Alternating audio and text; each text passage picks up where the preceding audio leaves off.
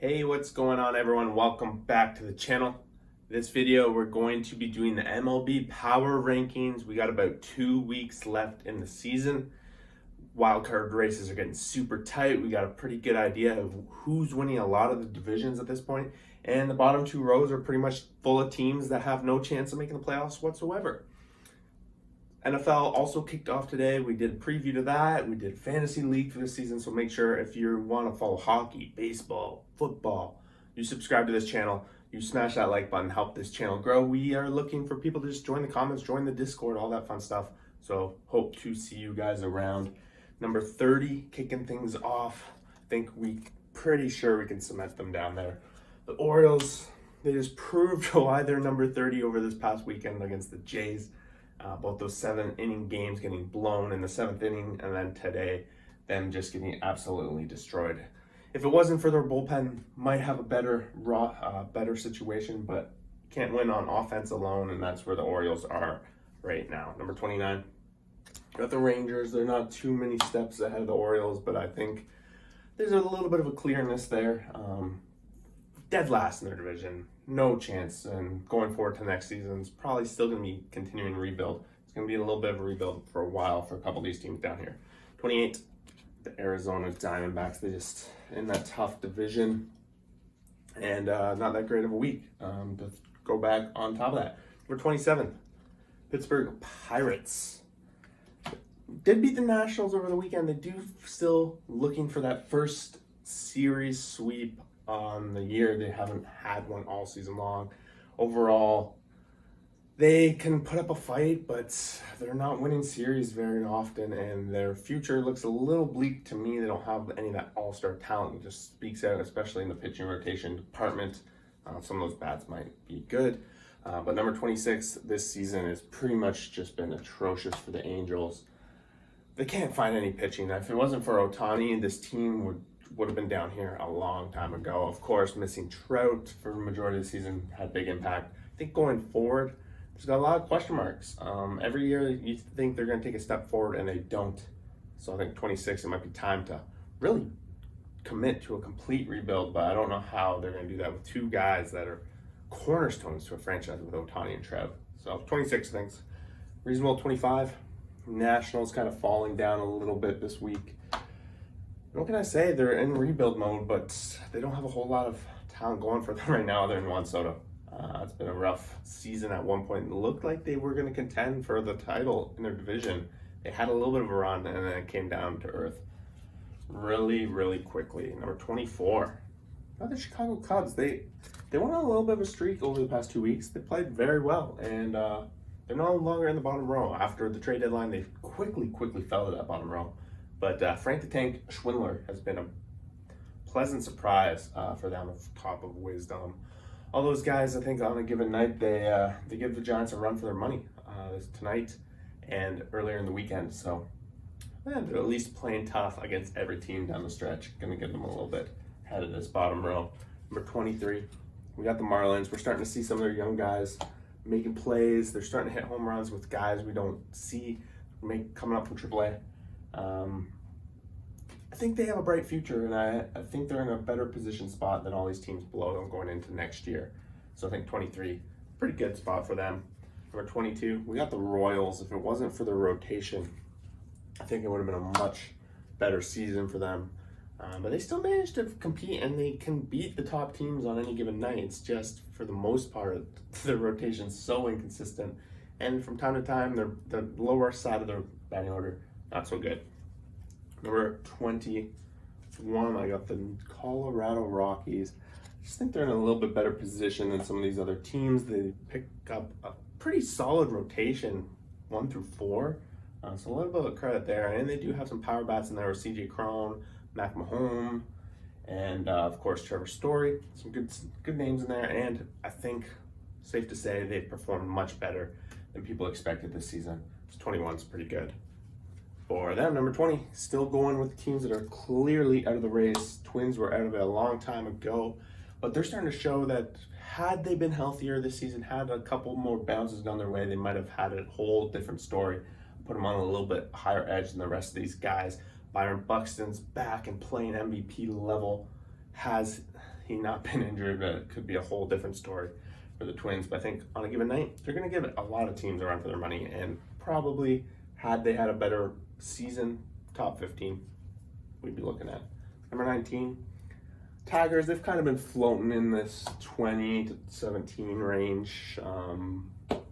Played spoiler. They're just playing spoiler. They're getting a lot of good experience for their young pitching staff, for their young hitting staff, and it's going to be exciting. The Central is owned by the White Sox right now, but these three teams are all kind of clumped together on who's going to take the next step forward and be a big competition for the White Sox, because it's supposed to be the Indians, possibly Kansas City, Minnesota this year. All these guys were supposed to be in there, but the White Sox pretty much ran away with it.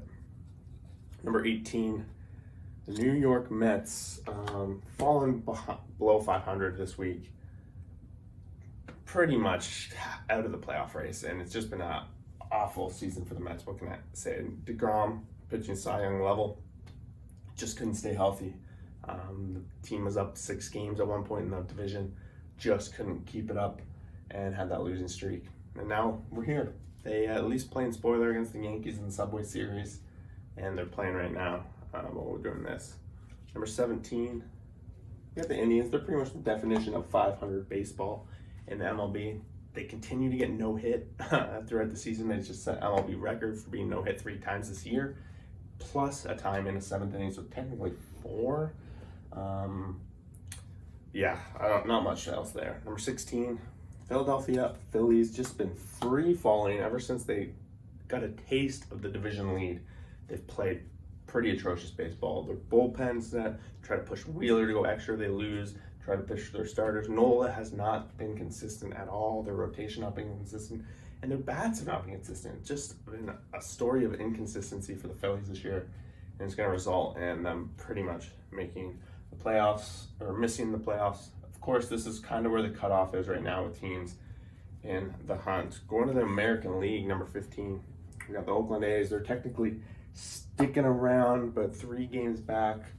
But they have so many teams to hop. They got 2 teams to hop if they were going to win their division. They got 3 teams to hop if they're going to get in the wild card. And they, out of all the teams that are fighting for the wild card, they've had the poorest record over the past month and a half or so. So their bullpen's been pretty inconsistent. 15, I think, might be where we see them ending up. Number 14, same kind of story. They're tied. But overall, the Mariners, I feel like have a better shot than the A's to get to the wild card. I think they might be the better team. It's really close. And of course, if you're just looking strictly at run differential, you're going to say the Mariners are negative, so they don't have a chance. But they managed to win the games that matter, and they play the top teams and beat them along the way. So they're still in the hunt. Again, another same story. They got to hop a lot of teams. Number 13, I have the Cincinnati Reds. Of course, like when you're looking at it from just a record perspective, they might be a little bit further down. But I kind of rank the power rankings as where do I rank you at having a chance to win the World Series? And they're up there because, in theory, they're tied for that last wild card spot. So I put them a little bit of edge over these teams.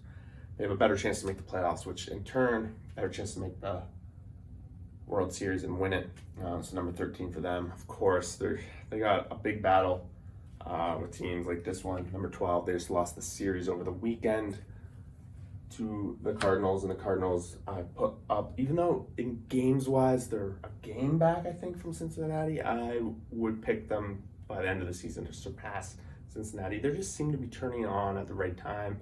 Their bats are more experienced. They got Arenado, they got Goldschmidt. They're a little bit more deep in my eyes, whereas Cincinnati has a little bit more amateurs on their team, not quite in this time. In the rotation, I'm going to give it to the Cardinals, Wainwright, Cy Young kind of style this season. Number 11, I got the Padres. It's been a rough season for the Padres, but they're still in a position to be able to sneak into the playoffs, take that final spot in the National League. And if you can get into the wild card game, one game, you got a decent bats with like Tatis, Machado, any of those guys can win you a game. And you send out one of your best pitchers, Blake Snell, Yu Darvish. They have a top of rotation talent. So in a 1-game playoff, they're definitely going to be a threat. And at this point, I would predict them to take that last playoff spot over the Cardinals and Reds. Number 10, The New York Yankees, a little bit of a free-falling while they were on a 7-game losing streak, I think. They lost 4-game series to the Jays over the week, which was just atrocious. Pretty much worst-case scenario for them, losing to a team that was chasing them. And at one point, it was pretty much out of it, 6 games out of wild card. But all it took was a week and a half, and they're right back in it. The Yankees have a lot of concerns with their rotation and their bullpen right now. Right now, I kind of have them as the odd man out, but I still put their chances of making the playoffs above these teams, even though one of these teams have to make it. It's kind of strange, I know. But the Yankees have 2 spots they can win, whereas these teams only have 1. So that brings us to number 9. I got the Boston Red Sox. I feel like these 2 teams are now battling for the last wild card spot, and because the other team involved is, in my opinion, better on paper and has been performing much better this past month. Red Sox to give the edge to, better bats, more consistent, I think, and I do like their rotation better and bullpen. The only issue with the Red Sox is they've had this whole COVID thing that's been going on, and that's really hurt their chances down the stretch, and hopefully it doesn't continue to hinder them, but at this point, I do give them the edge. And number 8, we got Toronto Blue Jays. Just a complete insane week and a half for the Blue Jays. Some of the games they came back, it all started when they swept Oakland last weekend. When it all really started when they had that 6-run bottom of the 8th grand slam comeback against Oakland. Then they swept the Yankees, and then they lost the first game to the Orioles, but then managed to really show them and come back in a couple of games and put up a ton of runs. Of course, their run differential's tops of the league.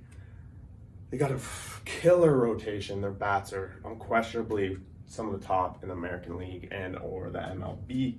I think had they not struggled a little bit earlier, they'd be even higher. But because they're all tied in this spot, I'd still have them having the edge at this point. Number 7, Atlanta Braves. I think this is kind of where I'm talking about. Atlanta, of course, has a better chance to win their division. I think they're pretty much a lock to win their division at this point. They might have a worse record than these teams below them, but they're a lock to at least make it to the Final Four of the National League, which puts them already in a much better position than any of these guys these guys have to play a 1-game wild card. It's no question. So that's a little bit iffy. That's why I do give Atlanta the edge. Of course, they've been one of the hotter teams, and they're in a good position. They'll probably end up playing whoever is in the Central, probably the Brewers. So yeah, that's going to be a tough matchup for them for sure. Number 6, got the White Sox. They handled the Red Sox over the weekend, picking up a couple wins, and of course they've had the division on lock for such a long time. Lance Lynn looked good in his return, and not much else to say. They're kind of just been waiting for postseason. Some days it looks like that's really the case, and other days they play really good ball. So number 6, I think, is pretty fair for them. Number 5, I got the Houston Astros. They've been here, they've done it. They might not have the best win percentage, but they have their division on lock. And they're going to be likely going to be playing the White Sox. So they're like right neck and neck against each other in that situation. It's going to be a rematch. And if those two play each other in the playoffs, I'm personally picking the Astros at this point, just based on what I see. And that's why I give them the small edge. Number 4, with the LA Dodgers. It really hurts their ranking that they're falling behind the Giants. They're now 2.5 games back, of course, within striking distance. The Giants have played amazing, 9-1 over the last 10, yet the Dodgers are still only 2.5 back. What hurts them is, of course, right now they're looking like they're going to play the wild card. 1-game playoff against San Diego or Cardinals, anything can happen. So that really hurts their chances to win the World Series in my books. So unless they take over the division, we're going to see them start to kind of float around this area the rest of the year. Number 3, we got the Milwaukee Brewers. They've been great. Corbin Burns has been great. The bullpen is amazing down there, and they've just dealt with their hitting. That was their weakness at the beginning of the year, and they went out there and got it. Milwaukee's in a great position heading into the postseason. Got division locked up by the looks of it. Not too much else to say there. Number 2, got Tampa Bay Rays. The Rays are, of course, top in the American League. They were number 1 last week. I did drop them down just because I do see them struggling with depth in their rotation and bullpen right now, and it has been bailed out by good offense over the course of the season and late inning comebacks. They lead the league in late inning comebacks, but come postseason, you're not going to be able to do that. But at this point, top of the American League, number 2, I think is good. Brings us to number 1. They've been number 1 probably the most this season. San Francisco Giants. They have got a 2.5 game lead on the Dodgers, and they are hoping to close it out. If they can sneak into the playoffs with that number 1 seed, they're going to be in a great position. So whoever wins that division is going to be in a great position to win the World Series. Let me know what you guys think of these power rankings. I know I've got some comments, but that usually come in like 7-8 days after I make the rankings about how one of my rankings is so messed up. But come on, guys. Things changed a lot over 8 days, as you can see. Blue Jays went from like 14 to 8 just because of how things have been going. 7-game losing streak, 7-game winning streak. Like, things change week to week, so make sure you kind of look at the post day before commenting. Otherwise, thanks for watching. We'll see you guys out there for that next video. Like and subscribe. Peace out.